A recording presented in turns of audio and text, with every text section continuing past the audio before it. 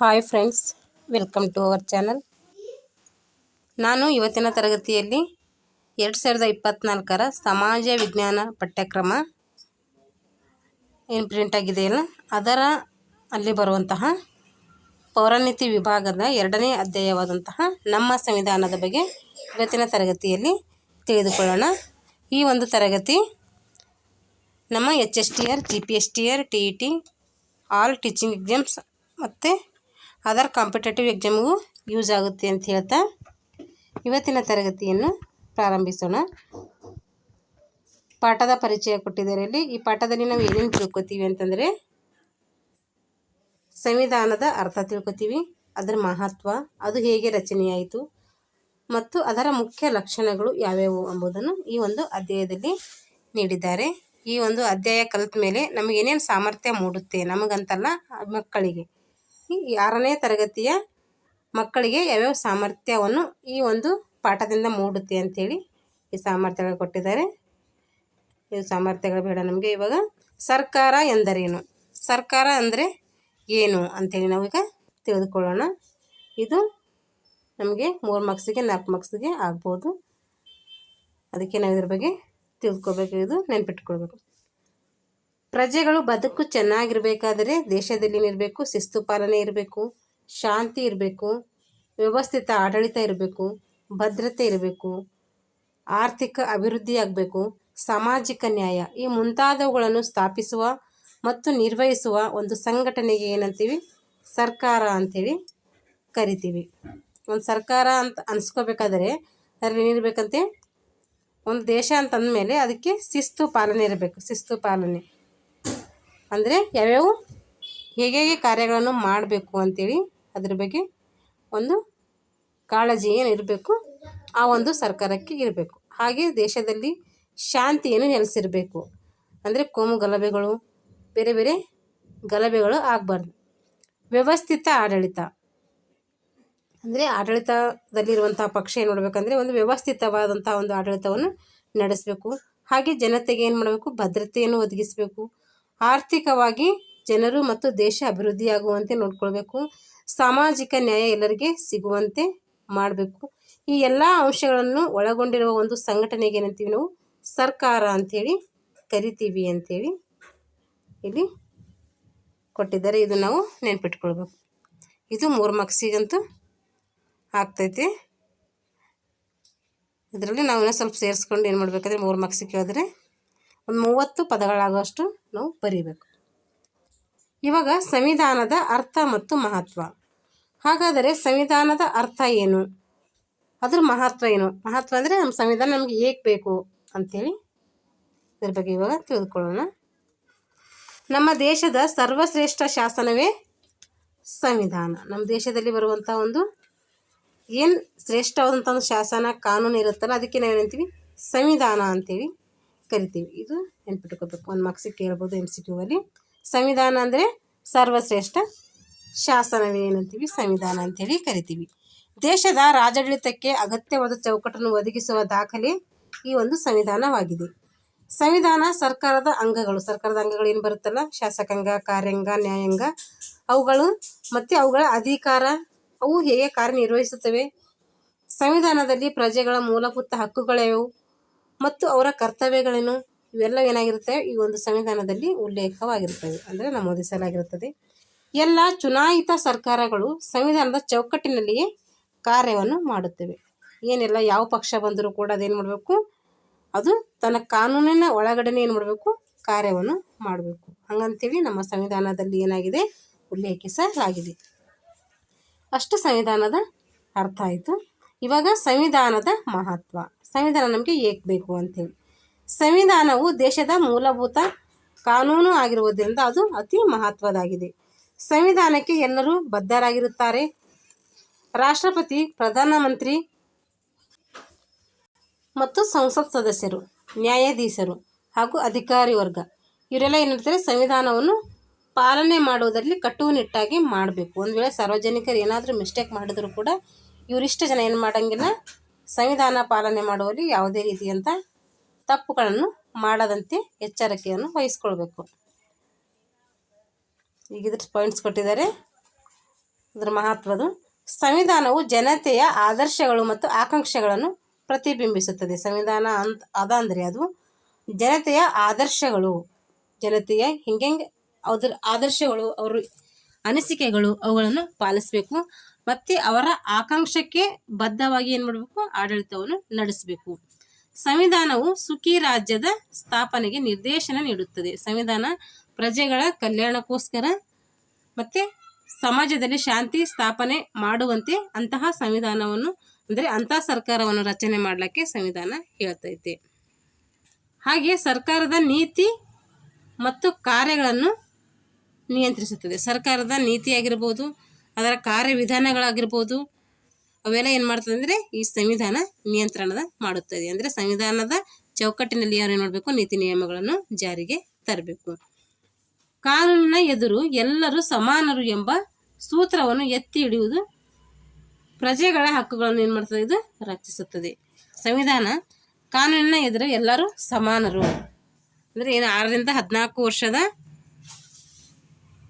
ಮಕ್ಕಳು ಏನು ಶಿಕ್ಷಣ ಪಡೀಲಿಕ್ಕೆ ಹೆಂಗೆ ಸಮಾನರು, ಹಾಗೆ ಒಂದು ಕಾನೂನು ಅಂತ ಬಂದರೆ ಅಲ್ಲಿ ಎಲ್ಲ ಜಾತಿ ಕುಲ ಹೆಣ್ಣು ಗಂಡು ಅನ್ನದೇ ಎಲ್ಲರೂ ಏನು ಸಮಾನರು ಎಂಬ ಭಾವನೆಯನ್ನು ಏನು ಮಾಡ್ತಾರೆ ಸಂವಿಧಾನದಲ್ಲಿ ಎತ್ತಿ ಹಿಡಿದು ಪ್ರಜೆಗಳಿಗೆ ನೀಡಿದಂಥ ಎಲ್ಲ ಹಕ್ಕುಗಳೇನು ಮಾಡ್ತೈತೆ, ಇದು ರಕ್ಷಣೆ ಮಾಡ್ತೈತೆ. ಇಷ್ಟು ಸಂವಿಧಾನದ ಮಹತ್ವ ಆಯಿತು. ಇದು ಮಹತ್ವ ಮತ್ತು ಸಂವಿಧಾನದ ಅರ್ಥ ಎರಡು ಸೇರಿಸಿ 3-4 ಮಾರ್ಕ್ಸಿಗೆ ಕೇಳ್ಬೋದು ನಮ್ಮ GPSTರಲ್ಲಿ. ಅದಕ್ಕೆ ನಾವು ಈ ಒಂದು ಕ್ವಶನ್ ಮಾಡಿ ಅಂದರೆ ಸಂವಿಧಾನದ ಅರ್ಥ ಮತ್ತು ಮಹತ್ವ ಬರೆಯಿರಿ ಅಂದಾಗ ಇಷ್ಟು ಬರೀಬೇಕು. ಅದೇ ರೀತಿ ನೀವು ಪ್ರಶ್ನೆಗಳನ್ನು ಫ್ರೇಮ್ ಮಾಡ್ಕೊಂಡು ಏನು ಮಾಡಬೇಕಂದ್ರೆ ಅದಕ್ಕೆ ಆನ್ಸರ್ಗಳನ್ನು ಬರೆದಿಟ್ಕೊಂಡ್ರೆ ಯೂಸ್ ಆಗುತ್ತೆ ಮುಂದೆ GPST ಕರೆದಾಗ ಅಂತ ಹೇಳ್ತಾ ಇವಾಗ ಮುಂದಿನ ವಿಷಯ ನೋಡೋಣ. ಇನ್ನೊಂದು ಚಟುವಟಿಕೆ ಕೊಟ್ಟಿದ್ದಾರೆ ಮಕ್ಕಳಿಗೆ. ಇದು ಅಂಬೇಡ್ಕರರು ಯಾರು, ಅವರನ್ನು ನಾವಿಂದು ಕೃತಜ್ಞತೆಯಿಂದ ಏಕೆ ನೆನೆಯುತ್ತೇವೆ ಅಂತೇಳಿ ಗುಂಪಿನಲ್ಲಿ ಮಕ್ಕಳಿಗೆ ನೋಡಬೇಕು, ಚರ್ಚೆ ಮಾಡ್ಲಿಕ್ಕೆ ಒಂದು ಶಿಕ್ಷಕರಾದರೂ ಚಟುವಟಿಕೆ ಕೊಡ್ಬೋದು ಇಲ್ಲಿ. ಈಗ ಭಾರತ ಸಂವಿಧಾನದ ರಚನೆ. ಹಾಗಾದರೆ ಭಾರತ ಸಂವಿಧಾನ ರಚನೆ ಹೆಂಗಾಯಿತು ಅಂತೇಳಿ, ಭಾರತ ಸಂವಿಧಾನವನ್ನು ಸಂವಿಧಾನ ಸಭೆ ಎಂಬ ವಿಶೇಷವಾದಂಥ ಒಂದು ಸಭೆಯನ್ನು ಸಿದ್ಧಪಡಿಸಲಾಯಿತು. ಸಭೆಯ ಸದಸ್ಯರು ದ್ವಿತೀಯ ಅಧಿವೇಶನದಲ್ಲಿ ಡಾಕ್ಟರ್ ರಾಜೇಂದ್ರ ಪ್ರಸಾದ್ ಅವರನ್ನು ಅಧ್ಯಕ್ಷರನ್ನಾಗಿ ಆಯ್ಕೆ ಮಾಡಿದರು. ಅಂದರೆ ಒಟ್ಟು 2 ಅಧಿವೇಶನಗಳು ನಡೀತವೆ. ಫಸ್ಟ್ ಅಧಿವೇಶನ ನಡೆದು 1946ರಲ್ಲಿ ಏನು ಮಾಡ್ತದೆ, ಅವಾಗ 2 ಅಧಿವೇಶನಗಳು ನಡೀತವೆ. ಸಂವಿಧಾನ ಸಭೆಯಲ್ಲಿ 299 ಮಂದಿ ಸದಸ್ಯರಿದ್ದರು. ಸಂವಿಧಾನ ಸಭೆ ಅಂತೇಳಿ ಏನು ಸಂವಿಧಾನ ರಚನೆ ಮಾಡಲಿಕ್ಕೆ ಒಂದು ಸಭೆ ಸಿದ್ಧಪಡಿಸಲಾಗಿತ್ತಲ್ಲ, ಆ ಒಂದು ಸಭೆಯಲ್ಲಿ ಎಷ್ಟು ಜನ ಸದಸ್ಯರಿದ್ದರು ಅಂತೇಳಿ ಕ್ವಶನ್ ಆಗ್ಬೋದು MCQ ಅಲ್ಲಿ. ಇದು ನೆನಪಿಟ್ಕೋಬೇಕು. ಎಷ್ಟು ಅಂದರೆ 299 ಮಂದಿ ಸದಸ್ಯರಿದ್ದರು. 1946ರಲ್ಲಿ ಅದರ ಪ್ರಥಮ ಅಧಿವೇಶನ ನಡೆಯಿತು. ಸಂವಿಧಾನ ಸಭೆಯ ಪ್ರಥಮ ಅಧಿವೇಶನ ಎಷ್ಟಾಗಿ ನಡೀತು ಅಂದರೆ ಅದು 1946ರಲ್ಲಿ ನಡೆಯಿತು. ಸಂವಿಧಾನ ಸಭೆಯು ತನ್ನ ಕಾರ್ಯವನ್ನು ಚುರುಕುಗೊಳಿಸುವ ಉದ್ದೇಶದಿಂದ ಎಷ್ಟು ಸಮಿತಿಗಳನ್ನು ರಚನೆ ಮಾಡಿತು ಅಂದರೆ 22 ಸಮಿತಿಗಳನ್ನು ರಚನೆ ಮಾಡ್ತೈತೆ. ಸಂವಿಧಾನದ ಕರಡು ಪ್ರತಿಯನ್ನು ಸಿದ್ಧಪಡಿಸಲು ಒಂದು ಸಂವಿಧಾನ ಕರಡು ಸಮಿತಿ ಅಂತೇಳಿ ನೇಮಕ ಮಾಡಲಾಯಿತು. ಅದಕ್ಕೆ ಯಾರು ಅಧ್ಯಕ್ಷರಾಗಿದ್ರಪ್ಪ ಅಂದರೆ ಡಾಕ್ಟರ್ BR ಅಂಬೇಡ್ಕರ್ ಅವರು ಆ ಒಂದು ಕರಡು ಸಮಿತಿಗೆ ಅಧ್ಯಕ್ಷರನ್ನಾಗಿ ನೇಮಕ ಮಾಡಲಾಯಿತು. ಸರ್ದಾರ್ ವಲ್ಲಭಾಯಿ ಪಟೇಲ್ ಅವರನ್ನು ಮೂಲಭೂತ ಹಕ್ಕುಗಳ ಕುರಿತು ಸಲಹಾ ಸಮಿತಿಯ ಅಧ್ಯಕ್ಷರಾಗಿ ಆಯ್ಕೆ ಮಾಡಲಾಯಿತು.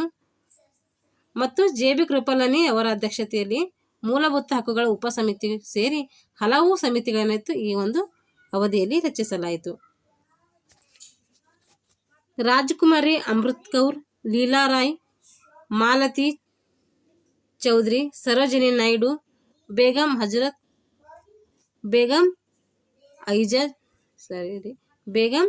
ಐಜಾಜ್ ರಸೂಲಾ, ವಿಜಯಲಕ್ಷ್ಮಿ ಪಂಡಿತ್, ದಾಕ್ಷಾಯಿಣಿ ವೇಲಾಯುಧನ್ ಸೇರಿದಂತೆ ಎಷ್ಟು ಜನ ಮಹಿಳೆಯರು ಇದ್ದರು ಅಂತೇಳಿ ಕೇಳ್ತಾರೆ. ಆವಾಗ 15 ಜನ ಮಹಿಳೆಯರು ಏನಾಗಿದ್ದರು ಈ ಒಂದು ಸಾಮಾನ್ಯ ಸಭೆಯಲ್ಲಿ ಭಾಗವಹಿಸಿದರು ಅಂತೇಳಿ ಕೇಳ್ಬೋದು.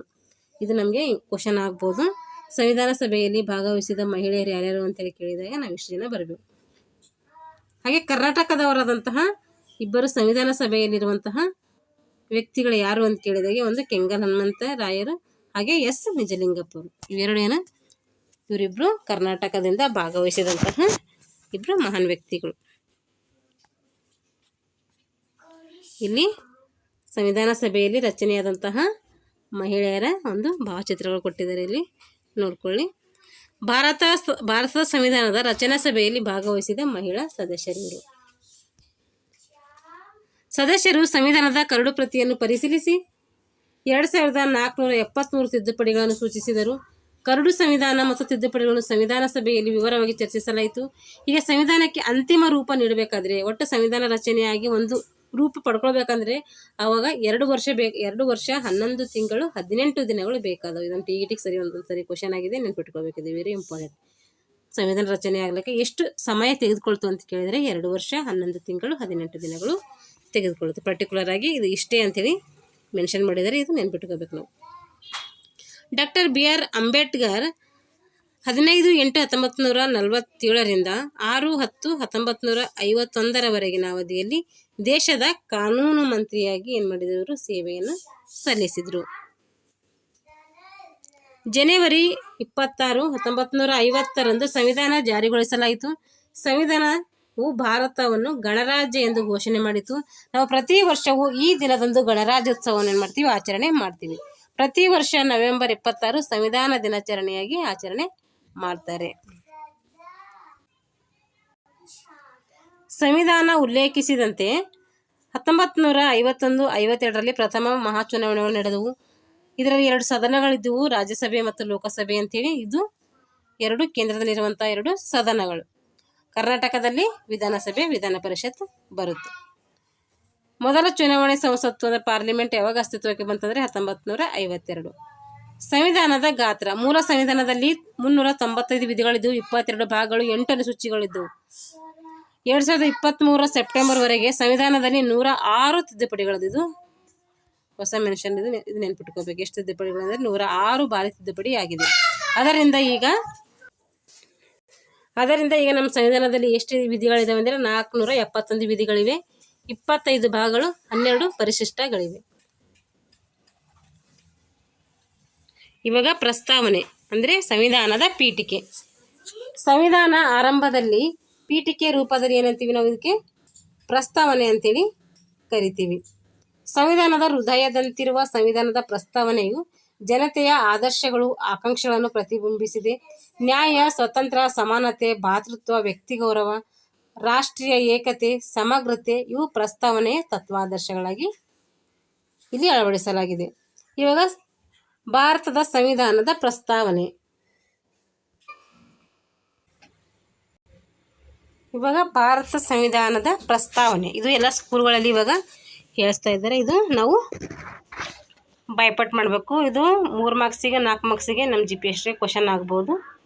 ಚೆನ್ನಾಗಿ ಓದ್ಕೊಳ್ಳಿ. ಇದು ಭಾರತದ ಪ್ರಜೆಗಳಾದ ನಾವು ಭಾರತವನ್ನು ಒಂದು ಸಾರ್ವಭೌಮ, ಸಮಾಜವಾದಿ, ಜಾತ್ಯತೀತ, ಪ್ರಜಾಸತ್ತಾತ್ಮಕ ಗಣರಾಜ್ಯವನ್ನಾಗಿ ಸ್ಥಾಪಿಸಲು ಮತ್ತು ಅದರ ಎಲ್ಲ ನಾಗರಿಕರಿಗೆ ಸಾಮಾಜಿಕ, ಆರ್ಥಿಕ, ರಾಜಕೀಯ ನ್ಯಾಯ, ವಿಚಾರ, ಅಭಿವ್ಯಕ್ತಿ, ನಂಬಿಕೆ, ಧರ್ಮ ಮತ್ತು ಉಪಾಸನೆಯ ಸ್ವಾತಂತ್ರ್ಯ, ಸ್ಥಾನಮಾನ ಮತ್ತು ಅವಕಾಶಗಳ ಸಮಾನತೆ ಎಲ್ಲರಿಗೆ ದೊರೆಯುವಂತೆ ಮಾಡುವುದಕ್ಕೆ, ವ್ಯಕ್ತಿ ಗೌರವ, ದೇಶದ ಏಕತೆ, ಸಮಗ್ರತೆಯನ್ನು ರಕ್ಷಿಸಿ ಭಾತೃತ್ವ ಭಾವನೆಯನ್ನು ಎಲ್ಲರಲ್ಲಿ ವೃದ್ಧಿಗೊಳಿಸುವುದಕ್ಕಾಗಿ ದೃಢ ಸಂಕಲ್ಪ ಮಾಡಿ ನಮ್ಮ ಸಂವಿಧಾನ ರಚನಾ ಸಭೆಯಲ್ಲಿ ನವೆಂಬರ್ 26, 1949 ಈ ಸಂವಿಧಾನವನ್ನು ಅಂಗೀಕರಿಸಿ ಕಾನೂನು ರೂಪದಲ್ಲಿ ಆತ್ಮಾರ್ಪಿತ ಮಾಡಿಕೊಂಡಿದ್ದೇವೆ. ಈ ರೀತಿ ಪೀಠಿಕೆ ಏನು ಮಾಡಬೇಕು, ಸಂವಿಧಾನದ ಪೀಠಿಕೆ ಅಥವಾ ಪ್ರಸ್ತಾವನೆ ನಾವು ಓದಬೇಕು. ಹಂಗಂದರೆ ಇಲ್ಲಿ ಇದು ಒಂದು TETಗೆ ಇದೊಂದು ಸರಿ ಕ್ವಶನ್ ಆಗಿದೆ. ಇದು ಭಾರತ ಒಂದು ಸಾರ್ವಭೌಮ, ಸಮಾಜವಾದಿ, ಜಾತ್ಯತೀತ, ಪ್ರಜಾಸತ್ತಾತ್ಮಕ ಗಣರಾಜ್ಯವನ್ನಾಗಿ ಭಾರತವನ್ನು ಏನಾಗಿ ಸ್ಥಾಪಿಸಲಾಗಿದೆ ಅಂತೇಳಿ ಕೇಳಿದರೆ ಹಿಂಗೆ ಹೇಳ್ಬೇಕು ನಾವು. ಭಾರತವನ್ನು ಸಾರ್ವಭೌಮ, ಸಮಾಜವಾದಿ, ಜಾತ್ಯತೀತ, ಪ್ರಜಾಸತ್ತಾತ್ಮಕ ಗಣರಾಜ್ಯವನ್ನಾಗಿ ಇದು ಅನುಕ್ರಮವಾಗಿ ನಾವು ನೆನ್ಪಿಟ್ಕೋಬೇಕು. ಹಾಗಾದರೆ ಸಾಮಾಜಿಕ, ಆರ್ಥಿಕ ಮತ್ತು ರಾಜಕೀಯ ನ್ಯಾಯ ಯಾವ್ಯಾವ ವಿಷಯಗಳಲ್ಲಿ ನ್ಯಾಯವನ್ನು ಒದಗಿಸಲಾಗಿದೆ ಅಂತ ಕೇಳಿದ್ರೆ, ಸಾಮಾಜಿಕ, ಆರ್ಥಿಕ, ರಾಜಕೀಯ ಅಂದರೆ ಯಾವ್ಯಾವ ವಿಷಯಗಳಲ್ಲಿ ನ್ಯಾಯವನ್ನು ಕೊಡಲಾಗಿದೆ ಅಂತಂದರೆ ಸಾಮಾಜಿಕ, ಆರ್ಥಿಕ, ರಾಜಕೀಯ ಹಿಂಗೆ ಇವು 3 ನೆನ್ಪಿಟ್ಕೋಬೇಕು. ಇದ್ರ ಜೊತೆಗೆ ಇನ್ನೊಂದು ಆಪ್ಷನ್ ಕೊಡ್ಬೋದು, ಅವರು ಸಾಂಸ್ಕೃತಿಕ, ಧಾರ್ಮಿಕ ಹೀಗೆಲ್ಲ ಕೊಡ್ತಾವ್ರೆ. ಅಲ್ಲಿ ನಾವು ಇವು 3 ಆಪ್ಷನ್ ಏನು ಮಾಡಬೇಕು, ನೆನ್ಪಿಟ್ಕೊಳ್ಬೇಕು. ನ್ಯಾಯ ಯಾವ ವಿಷಯದಲ್ಲಿ ಕೊಡಲಾಗಿದೆ ಅಂಥೇಳಿ ಇದರಿಂದ ನಮಗೆ ಗೊತ್ತಾಗ್ತೈತೆ. ಹಾಗೆ ಯಾವ್ಯಾವ ವಿಷಯಗಳಲ್ಲಿ ಸ್ವಾತಂತ್ರ್ಯವನ್ನು ನೀಡಲಾಗಿದೆ ಅಂದರೆ, ವಿಚಾರವನ್ನು ನಾವು ವಿನಿಮಯ ಮಾಡ್ಕೋಬೋದು, ನಮ್ಮ ವಿಚಾರವನ್ನು ಅಭಿವ್ಯಕ್ತಿ ಮಾಡ್ಬೋದು, ಅಂದರೆ ಹೇಳ್ಬೋದು ನಮಗೆ ಅನಿಸಿದ್ದನ್ನು. ಹಾಗೆ ನಂಬಿಕೆ ಇಟ್ಕೋಬೋದು, ಧರ್ಮ, ಇವೆಲ್ಲ ವಿಷಯಗಳಲ್ಲಿ ಏನಿದೆ ನಮಗೆ ಸ್ವಾತಂತ್ರ್ಯವನ್ನು ನೀಡಲಾಗಿದೆ. ಹೀಗೆ ಇದು ಪೀಠಿಕೆ ಸ್ವಲ್ಪ ಚೆನ್ನಾಗಿ ನಾವು ನೋಡ್ಕೊಂಡಿದ್ರೆ ಇದ್ರ ಮೇಲೆ ಕ್ವಶನ್ಗಳಾಗುವಂಥ ಸಾಧ್ಯತೆಗಳು ಹೆಚ್ಚಿರ್ತವೆ. ಇವಾಗ ನಾವು ಸಂವಿಧಾನದ ಮುಖ್ಯ ಲಕ್ಷಣಗಳು, ಸಂವಿಧಾನ ಯಾವ್ಯಾವ ಲಕ್ಷಣಗಳಿಂದ ಕೂಡಿದೆ ಅಂತೇಳಿ. ಮೊಟ್ಟ ಮೊದಲನೇ ಲಕ್ಷಣ ಲಿಖಿತ ಸಂವಿಧಾನ. ನಮ್ಮ ಸಂವಿಧಾನ ಏನಾಗಿದೆ, ಲಿಖಿತ ರೂಪದಲ್ಲಿದೆ. ಇದು ಪ್ರಪಂಚದಲ್ಲಿ ಅತಿ ಸುದೀರ್ಘವಾದ ಅಂದರೆ ದೊಡ್ಡದಾದ ಸಂವಿಧಾನ. ಸರ್ಕಾರದ ಅಂಗಗಳಾದಂಥ ಶಾಸಕಾಂಗ, ಕಾರ್ಯಾಂಗ, ನ್ಯಾಯಾಂಗಗಳ ರಚನೆ, ಅಧಿಕಾರ, ಅದರ ಕಾರ್ಯವ್ಯಾಪ್ತಿ ಮುಂತಾದವುಗಳನ್ನು ಮಾಡಲಾಗಿದೆ ಈ ಒಂದು ಲಿಖಿತ ಸಂವಿಧಾನದಲ್ಲಿ ವಿವರಿಸಲಾಗಿದೆ. ಹಾಗೆ ಕೇಂದ್ರ ಮತ್ತು ರಾಜ್ಯ ಸರ್ಕಾರಗಳಿಗೆ ಇರುವುದು ಒಂದೇ ಸಂವಿಧಾನ. ರಾಜ್ಯ ಮತ್ತು ಅಂದರೆ ನಮ್ಮ ರಾಜ್ಯದಲ್ಲಿ ಮತ್ತು ಕೇಂದ್ರಕ್ಕೂ ಒಂದೇ ಸಂವಿಧಾನವನ್ನು ಇದು ಹೊಂದಿರ್ತದೆ. ಅಂದರೆ ರಾಜ್ಯಕ್ಕೆ ಬೇರೆ ಸಂವಿಧಾನ, ಕೇಂದ್ರದಲ್ಲಿ ಬೇರೆ ಸಂವಿಧಾನ, ಈ ರೀತಿ ಏನಿಲ್ಲ. ಇದು ಒಂದು ಲಿಖಿತ ಸಂವಿಧಾನ ಅನ್ನೋದು ಒಂದು ಲಕ್ಷಣವಾಗಿದೆ. ಹಾಗೆ ಎರಡನೇ ಲಕ್ಷಣ ಯಾವುದಪ್ಪ ಅಂದರೆ ಗಣರಾಜ್ಯ.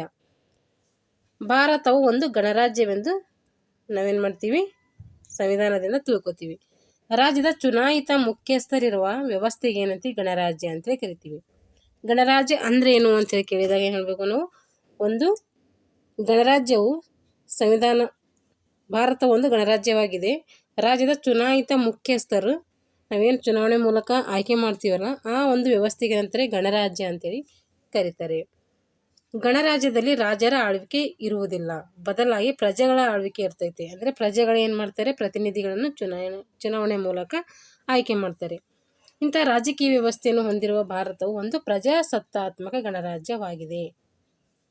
ನೆನ್ಪಿಟ್ಕೊ ಪಾಯಿಂಟ್ಸ್ ಕೊಟ್ಟು ಕೇಳ್ತಾವ್ರೆ, ಗಣರಾಜ್ಯ ಅಂದರೆ ಏನು ಅಂತೇಳಿ ಕೇಳಿದಾಗ ನಾವು ಇಷ್ಟು ಬರೀಬೇಕು.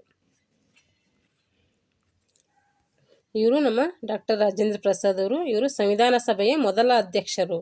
ಸಂವಿಧಾನ ಸಭೆಯ ಮೊದಲ ಅಧ್ಯಕ್ಷರು ಯಾರು ಅಂದರೆ ಕೇಳಿದ್ರೆ ಡಾಕ್ಟರ್ ರಾಜೇಂದ್ರ ಪ್ರಸಾದ್ ಅಂತ ನೆನ್ಪಿಟ್ಕೋಬೇಕು. ಇವರು ಪ್ರಥಮ ರಾಷ್ಟ್ರಾಧ್ಯಕ್ಷರು. ಹಾಗೆ ಡಾಕ್ಟರ್ BR ಅಂಬೇಡ್ಕರ್ ಅವರು ಸಂವಿಧಾನ ಕರಡು ಸಮಿತಿ ಏನು ಬಂತಲ್ಲ ಅದರ ಅಧ್ಯಕ್ಷರು ಇವರು. ಹಾಗೆ ಜವಾಹರ್ಲಾಲ್ ನೆಹರು ಅವರು ಭಾರತದ ಮೊದಲ ಪ್ರಧಾನಿ. ಮೂರನೇ ಲಕ್ಷಣ ಮೂಲಭೂತ ಹಕ್ಕುಗಳು ಮತ್ತು ಕರ್ತವ್ಯಗಳ ಉಲ್ಲೇಖ. ನಮ್ಮ ಭಾರತ ಸಂವಿಧಾನದಲ್ಲಿ ಏನಾಗಿದೆ, ಮೂಲಭೂತ ಹಕ್ಕುಗಳು ಮತ್ತು ಕರ್ತವ್ಯಗಳನ್ನು ಉಲ್ಲೇಖಿಸಲಾಗಿದೆ. ಸಂವಿಧಾನವು ಪೌರರಿಗೆ 6 ಮೂಲಭೂತ ಹಕ್ಕುಗಳನ್ನು ನೀಡಿದೆ. ಮುಂಚೆ ಹೇಳಿದೆವು, ಒಂದು ತೆಗೆದುಹಾಕಿದ್ದಾರೆ. ಯಾವುದಪ್ಪ ಅಂದರೆ ಅದು ಆಸ್ತಿ ಹಕ್ಕು. ಇವಾಗಿರೋದು 6 ಹಕ್ಕುಗಳು. ಅವುಗಳನ್ನು ಮೊಟಕುಗೊಳಿಸುವ ಯಾವುದೇ ಶಾಸನವನ್ನಾಗಲಿ ನಿಯಮವನ್ನಾಗಲಿ ಉಪಕ್ರಮ ಕೈಗೊಳ್ಳುವುದಾಗಲಿ ಯಾವುದೇ ರಾಜ್ಯವು ಮಾಡುವಂತಿಲ್ಲ. ಹಕ್ಕುಗಳ ಉಲ್ಲಂಘನೆಯಾದಾಗ ಅವುಗಳನ್ನು ರಕ್ಷಿಸುವ ಅಧಿಕಾರ ಯಾರಿಗಿದೆ ಅಂದರೆ ನ್ಯಾಯಾಂಗಕ್ಕೆ ಇದೆ. ನಮಗೆ ಹಕ್ಕುಗಳು ಉಲ್ಲಂಘನೆಯಾದಾಗ ನಾವು ಸುಪ್ರೀಂ ಕೋರ್ಟು, ಹೈಕೋರ್ಟ್ ಮುಖಾಂತರ ನಾವು ನಮ್ಮ ಹಕ್ಕನ್ನು ನಾವು ಪಡ್ಕೋಬಹುದು. ನಾಗರಿಕರು ಹಕ್ಕುಗಳನ್ನು ತಮಗಿಷ್ಟ ಬಂದಂತೆ ಚಲಾಯಿಸಿ ಸಾಮಾಜಿಕ ಅಶಾಂತಿಗೆ ಕಾರಣವಾಗಬಾರದು. ನಮ್ಗೆ ಹಕ್ಕಿದೆ ಅಂತೇಳಿ ನಾವು ಏನು ಮಾಡಬೇಕು, ಸಮಾಜದಲ್ಲಿ ಅಶಾಂತಿಯನ್ನು ಉಂಟು ಮಾಡುವಂತಹ ಕಾರ್ಯಗಳನ್ನು ನಾವು ಮಾಡಬಾರ್ದು. ಅಥವಾ ಕಾನೂನು ಸುವ್ಯವಸ್ಥೆಗೆ ಭಂಗ ತರುವಂತಹ ಕೆಲಸಗಳು ಕೂಡ ನಾವು ಮಾಡಬಾರ್ದು. ಸಂವಿಧಾನದಲ್ಲಿ ನಾಗರಿಕರು ಪಾಲಿಸಬೇಕಾದ 11 ಕರ್ತವ್ಯಗಳನ್ನು ಕೂಡ ಉಲ್ಲೇಖಿಸಲಾಗಿದೆ. ನಾವು ಹೆಂಗೆ 6 ಹಕ್ಕುಗಳು ಪಡ್ಕೋತೀವೋ ಆ ಹಕ್ಕುಗಳಿಗೆ ಅನುಗುಣವಾಗಿ ನಾವು ಕರ್ತವ್ಯಗಳನ್ನು ಕೂಡ ಏನು ಮಾಡಬೇಕು, ನಮ್ಮ ದೇಶಕ್ಕೆ ಸಲ್ಲಿಸಬೇಕು.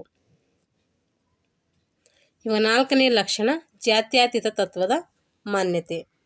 ಸಂವಿಧಾನವು ಜಾತ್ಯತೀತ ತತ್ವವನ್ನು ಎತ್ತಿ ಹಿಡಿದಿದೆ. ರಾಜ್ಯವು ಧರ್ಮದ ಹೆಸರಿನಲ್ಲಿ ಪಕ್ಷಪಾತ ಮಾಡದೆ ಎಲ್ಲ ಮತ ಧರ್ಮದವರನ್ನು ಸಮಾನ ದೃಷ್ಟಿಯಿಂದ ನೋಡುವುದು ಏನಾಗಿದೆ, ಜಾತ್ಯತೀತ ತತ್ವವಾಗಿದೆ.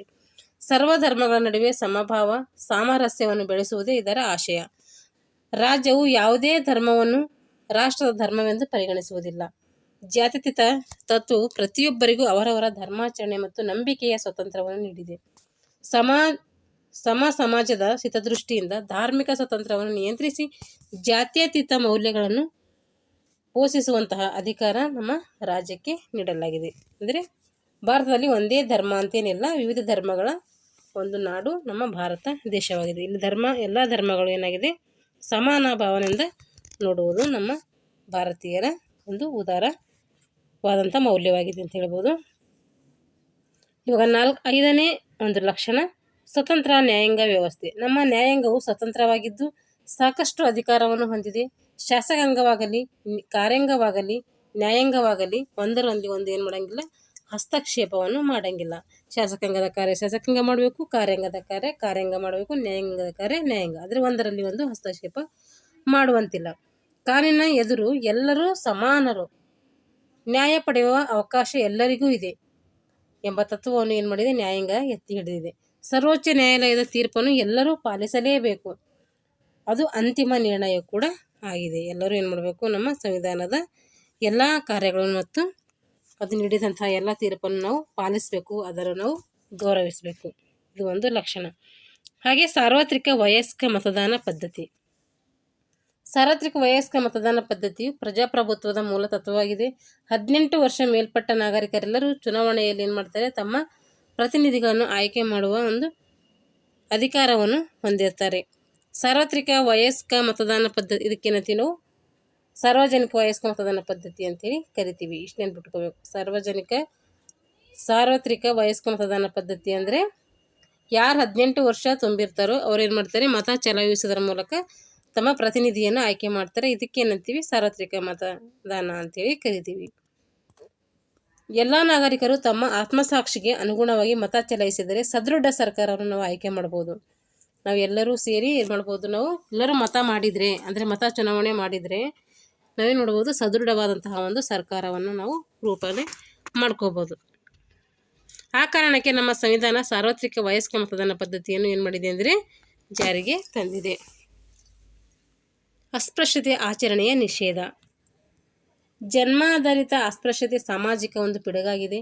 ಅದರಿಂದಲೇ ಅಸ್ಪೃಶ್ಯತೆಯಿಂದಾಗಿ ಬೆಳೆದು ಬಂದ ಜಾತಿ ತಾರತಮ್ಯಗಳನ್ನು ತೊಡೆದುಹಾಕಿ ಸಾಮಾಜಿಕ ನ್ಯಾಯ ಸ್ಥಾಪಿಸುವುದು ನಮ್ಮ ಸಂವಿಧಾನದ ಒಂದು ಪರಮ ಧ್ಯೇಯವಾಗಿದೆ. ಇದು ಒಂದು ಕೂಡ ಅಸ್ಪೃಶ್ಯತೆ ನಿಷೇಧ ಮಾಡುವುದು ಕೂಡ ಒಂದು ಸಂವಿಧಾನದ ಒಂದು ಪ್ರಮುಖ ಲಕ್ಷಣವಾಗಿದೆ. ಸುಖಿ ರಾಜ್ಯದ ಸ್ಥಾಪನೆ. ಭಾರತದ ಸಂವಿಧಾನವು ಆದರ್ಶವು ಸುಖಿ ರಾಜ್ಯ ಅಂದರೆ ವೆಲ್ಫೇರ್ ಸ್ಟೇಟ್ ಸ್ಥಾಪಿಸುವುದಾಗಿದೆ.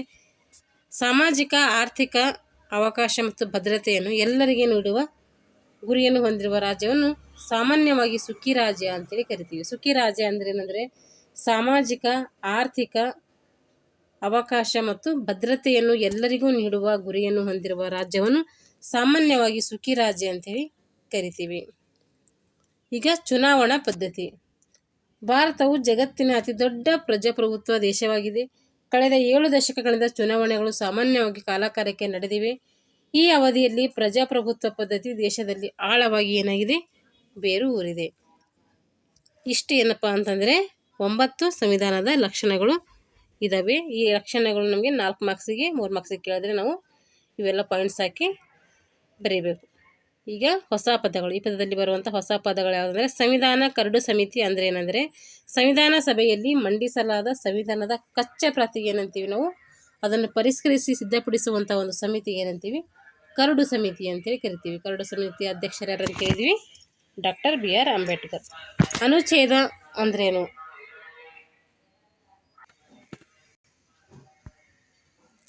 ಹಾಗಾದರೆ ಅನುಚ್ಛೇದ ಅಂದರೆ ಸಂವಿಧಾನದ ಒಂದು ಭಾಗ ಅಂತ ಅರ್ಥ. ಪ್ರಜಾಸತ್ಯ ಅಂದರೆ ಪ್ರಜೆಗಳ ಆಳ್ವಿಕೆಯ ಒಂದು ಪ್ರಜಾಪ್ರಭುತ್ವ ಅಂತೇಳಿ ನಾವು ಕರಿತೀವಿ. ಅಂದರೆ ಪ್ರಜೆಗಳ ಆಳ್ವಿಕೆ ಇರ್ತೈತೆ ಇಲ್ಲಿ. ಸಂವಿಧಾನಿಕ ಅಭ್ಯಾಸದ ಪ್ರಶ್ನೆಗಳು. ಖಾಲಿ ಬಿಟ್ಟ ಸ್ಥಳಗಳನ್ನು ಸೂಕ್ತ ಪದದಿಂದ ತುಂಬಿರಿ. ನಾವು ಭರ್ತಿ ಮಾಡಬೇಕಿವೆ. ಸಂವಿಧಾನ ಕರಡು ರಚನಾ ಸಮಿತಿಯ ಅಧ್ಯಕ್ಷರು ಯಾರು? ಕರಡು ಒಂದು ಬಂದಿದ್ದು, ಹಾಗಾದರೆ ಅಂಬೇಡ್ಕರ್, ಡಾಕ್ಟರ್ BR ಅಂಬೇಡ್ಕರ್ ಅಂಥೇಳಿ ಹೇಳ್ಬೇಕು. ರಚನಾ ಸಮಿತಿ ಅಂತಷ್ಟೇ ಬಂದರೆ, ಸಂವಿಧಾನ ಸಭೆ ಅಂತ ಬಂದರೆ ಅಲ್ಲಿ ಡಾಕ್ಟರ್ ರಾಜೇಂದ್ರ ಪ್ರಸಾದ್. ನಮ್ಮ ಸಂವಿಧಾನವನ್ನು ಯಾವಾಗ ಜಾರಿಗೊಳಿಸಲಾಯಿತು ಅಂದರೆ ಸಂವಿಧಾನ ನವೆಂಬರ್ 26ರಂದು ಏನು ಮಾಡ್ತೀವಿ ನಾವು, 1950ರಂದು ಜಾರಿಗೊಳಿಸಲಾಯಿತು. ಸಂಸತ್ತಿನ 2 ಸದನಗಳು ಲೋಕಸಭೆ, ರಾಜ್ಯಸಭೆ. 1950 ಕರೆದು ಲೋಕಸಭೆ, ರಾಜ್ಯಸಭೆ. ಹಾಗೆ ಸಂವಿಧಾನ ಅಂದ್ರೇನು, ಅದರಿಂದ ನಮಗೇನು ಅನುಕೂಲ, ಇವೆಲ್ಲ 3-4 ಮಾರ್ಕ್ಸಿಗೆ ಬರ್ತವೆ. ಇವೆಲ್ಲ ನಾವು ಬರೆದಿಟ್ಕೊಳ್ಬೇಕು. ಇದೆಲ್ಲ ಇದೇ ಬುಕ್ಸಲ್ಲಿ ನಮಗೇನು ಅನುಕೂಲ ಅಂತೇಳಿ ನಾವು ಬರೀಬೇಕು ಸ್ವಂತ ಆಗಿದ್ದು. ಸಂವಿಧಾನ ಸಭೆಯ ಅಧ್ಯಕ್ಷರು ಯಾರಾಗಿದ್ರು ಅಂದರೆ doctor Rajendra Prasad. Doctor B R Ambedkar ಅವರು ಸಂವಿಧಾನ ರಚನೆಯಲ್ಲಿ ವಹಿಸಿದ ಪಾತ್ರ ಕರಡು ಸಮಿತಿಯ ಅಧ್ಯಕ್ಷರಾಗಿರ್ತಾರೆ. ಕರಡು ಸಮಿತಿ ಅಂಥೇಳಿ ಬರೀಬೇಕಿಲ್ಲಿ. ಗಣರಾಜ್ಯ ಅಂದ್ರೇನು ಅಂದರೆ ನಮ್ಮ ಭಾರತ ಚುನಾವಣೆಯ ವ್ಯವಸ್ಥೆ ಏನಿದೆ ಅಂದರೆ ಪ್ರಜೆಗಳಿಂದ ಪ್ರತಿನಿಧಿಗಳನ್ನ ಆಯ್ಕೆ ಮಾಡಿರ್ತೀವಲ್ಲ ಅದಕ್ಕೇನಂತೀವಿ ಗಣರಾಜ್ಯ ಅಂಥೇಳಿ ಕರಿತೀವಿ. ಜಾತ್ಯತೀತ ಅಂದರೆ ಯಾವುದೇ ಒಂದು ಜಾತಿಯನ್ನು ನಾವು ಗಣನೆಗೆ ತೆಗೆದುಕೊಳ್ಳದೆ ಎಲ್ಲ ಜಾತಿಗಳನ್ನು ಸಮಾನವಾಗಿ ಕಾಣ್ತೀವಲ್ಲ ಅದಕ್ಕೆ ಜಾತ್ಯತೀತ ಅಂತೇಳಿ ನಾವು ಕರಿಬೋದು. ಅದನ್ನು ನಾನು ಒನ್ ಲೈನಲ್ಲಿ ಹೇಳ್ತಾ ಇದ್ದೀನಿ. ಇದ್ರ ಕುರಿತು ಡಿಟೇಲ್ ಆಗಿ ಬುಕ್ಸಲ್ಲಿದೆ, ಅದನ್ನು ನೋಡ್ಕೊಂಡು ಬರೀಬೇಕು. ಸಂವಿಧಾನ ದಿನವನ್ನು ಆಚರಿಸಿದ ದಿನಾಂಕ, ಸಂವಿಧಾನ ಯಾವಾಗ ಆಚರಣೆ ಮಾಡ್ತೀವಿ? ನವೆಂಬರ್ 26. ದಿನಾಂಕ ಕೇಳಿದ್ದಾರೆ ಇಲ್ಲಿ, ನವೆಂಬರ್ 26. ಭಾರತ ಸಂವಿಧಾನದ ರಚನಾ ಸಭೆಯಲ್ಲಿದ್ದ ಮಹಿಳೆಯರ ಸದಸ್ಯರು, ಮಹಿಳಾ ಸದಸ್ಯರು ಬರ್ತಾರೆ. ಭಾರತ ಸಂವಿಧಾನದ 15 ಜನ ಏನಿದ್ರು ಮಹಿಳಾ. ದಿನ ಅಂದರೆ 26 ಹೊತ್ತು ಹಾಕಬೇಕು. ಅಂದರೆ ಜನವರಿ 26 ಇದು ಅಂದರೆ 1949 ನವೆಂಬರ್ 26 ಏನಾಗುತ್ತೆ ಸಂವಿಧಾನ ಅಂಗೀಕಾರ ಆಗುತ್ತೆ. ಆದರೆ ಜಾರಿಗೆ ಬಂದಿರೋದು ಜನವರಿ 26, 1950. ಈ ದಿನದಿಂದ ಏನು ಮಾಡ್ತೀವಿ ನಾವು ಗಣರಾಜ್ಯೋತ್ಸವ ಅಂಥೇಳಿ ಮಾಡ್ತೀವಿ. ಇಲ್ಲಿ ಓನ್ಲಿ ಏನು ಮಾಡಿದರೆ ದಿನ ಅಷ್ಟೇ ಕೇಳಿದ್ದಾರೆ, ಅದಕ್ಕೆ ನಾವು ನೋಡ್ಬೇಕು ಇಲ್ಲಿ 26 ಜನವರಿ ಅಂಥೇಳಿ ಹಾಕಬೇಕು. ಭಾರತ ಸಂವಿಧಾನ ರಚನೆ ಸಭೆಯಲ್ಲಿದ್ದ ಮಹಿಳಾ ಸದಸ್ಯರುಗಳನ್ನು ಹೆಸರಿಸಬೇಕಿಲ್ಲಿ. ಮಹಿಳಾ ಸದಸ್ಯರು ಏನು ಮಾಡ್ತಾರೆ, 15 ಜನ ಏನು ಬರ್ತಾರಲ್ಲ ಅವು 15 ಜನರು ಅವ್ರ ಹೆಸರುಗಳನ್ನು ಇಲ್ಲಿ ಬರೀಬೇಕು. ಅದನ್ನು 15 ಜನದಿಂದ ಕೊಟ್ಟಿಲ್ಲ ಬುಕ್ಸಲ್ಲಿ, ಒಂದು 6-7 ಜನದ ಕೊಟ್ಟಿದ್ದಾರೆ. ಆ 6-7 ಜನದ ನಾವು ಏನು ಮಾಡಬೇಕು ಬರೀಬೇಕಿಲ್ಲಿ. ಆದರೆ ಒಟ್ಟು ಟೋಟಲಾಗಿ 15 ಜನ ಏನು ಮಾಡ್ತಾರೆ ಮಹಿಳೆಯರು ಈ ಒಂದು ಸಂವಿಧಾನ ರಚನೆ ಸಭೆಯಲ್ಲಿ ಭಾಗವಹಿಸ್ತಾರೆ. ಇಷ್ಟೇನದು ಅಂದರೆ ಡಿಟೇಲ್ ಆಗಿ ಬರುವಂತಹ ಪ್ರಶ್ನೋತ್ತರಗಳು ಇವನ್ನ ಏನು ಮಾಡಬೇಕಂದ್ರೆ ಬರೆದು ಇಟ್ಕೊಳ್ಬೇಕು. ಏನಾಯ್ತು ಅಂದರೆ ಇಷ್ಟು ಇಲ್ಲಿಗೆ ಈ ಒಂದು ಚಾಪ್ಟರ್ ಮುಗೀತು. ನೆಕ್ಸ್ಟ್ ಚಾಪ್ಟ್ರಲ್ಲಿ ಮುಂದಿನ ಅಧ್ಯಾಯ ಯಾವುದಿದೆ ಅದು ಅಂದರೆ ಪ್ರಭುತ್ವದ ಪ್ರಕಾರಗಳು ಅಂತಿದೆ. ಆ ಒಂದು ಚಾಪ್ಟರನ್ನು ಮುಂದಿನ ತರಗತಿಯಲ್ಲಿ ನೋಡೋಣ ಅಂತ ಹೇಳ್ತಾ ಇಲ್ಲಿಗೆ ಈ ತರಗತಿಯನ್ನು ಮುಗಿಸ್ತಾ ಇದ್ದೀನಿ. Thanks for watching all.